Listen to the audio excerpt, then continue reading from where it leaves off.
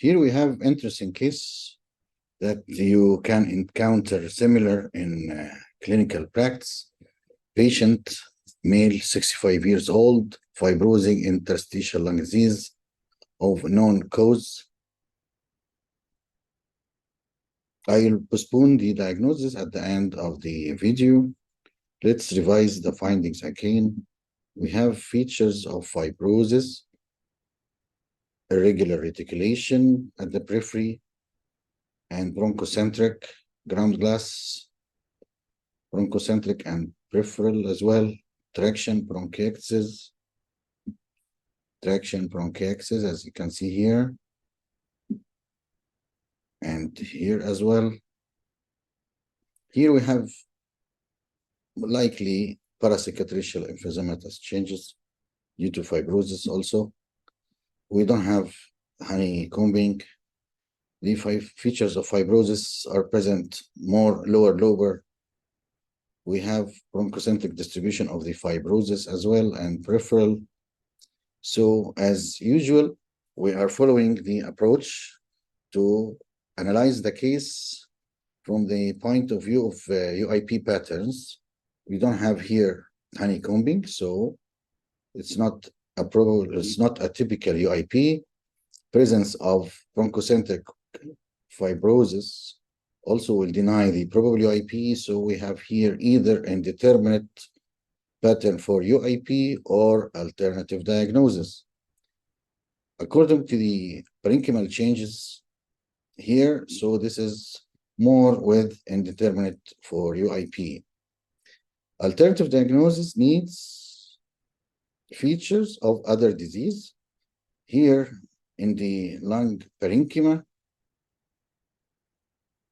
the features of alternative diagnosis could be subpleural sparing for NSIP, for example. It's not present here. Another parenchymal changes that can suggest alternative diagnosis like fibrotic HP. Also, we don't have here 3 density sign. We don't have mosaic attenuation. So the differential diagnosis here, according to the parenchymal changes alone, is indeterminate pattern for UIP, indeterminate pattern for fibrotic HP, and fibrosing NSIP. But the alternative feature for another diagnosis rather than UIP can be found elsewhere, like here in the mediastinal window. We can appreciate presence of the eggshell calcification. Here we have the eggshell calcification. Here as well, presence of this eggshell calcification in multiple mediastinal and bilateral hilar lymphadenopathy. So this is in favor of end-stage sarcoidosis, and parenchymal fibrosis here is atypical for sarcoidosis. The typical sarcoidosis is upper lobar fibrotic changes, but here it is following or similar to the UIP distribution. Our clue for the correct diagnosis is sarcoidosis, and this will deny the other differential diagnosis. Another example that you can find the feature of alternative diagnosis not related to the parenchyma, like pleural plaque calcification in asbestosis as well. So according to the approach, we placed the pattern in the lung into the indeterminate for UIP because of lack of honeycombing. There is bronchocentric fibrosis. There is abicobasal gradient. So indeterminate for UIP was our impression regarding the HRCT. The diagnosis is altered into alternative diagnosis because of the eggshell mediastinal and bilateral hilar lymphadenopathy.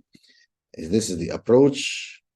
As a reminder, checking for the honeycombing. If there is honeycombing, so this is typical UIP. If no honeycombing, we proceed to the next step, checking for the presence of fibrosis in the bronchocentric distribution or bronchovascular distribution. If it is no, it will be suggestive of probable UIP. If no, if there is bronchocentric fibrosis, it means we have indeterminate of pattern of UIP. Our differentials will be NSIP and HP. If there is subpleural spinning, this will be in favor of NSIP. If we have 3 density sign or nodules, profuse nodules, this will be in favor of HP. In our case here, we have the bilateral and mediastinal lymphadenopathy with eggshell calcification. This will be in favor of sarcoidosis, which is the diagnosis of this case. It's a known case of end-stage sarcoidosis. And the features here, collectively, parenchymal and nodal are in favor of the same diagnosis. And the lesson from this case that we go through the approach and we don't miss or forget to check for the alternative diagnosis outside the lung parenchyma, as our example here. Thanks for your attention.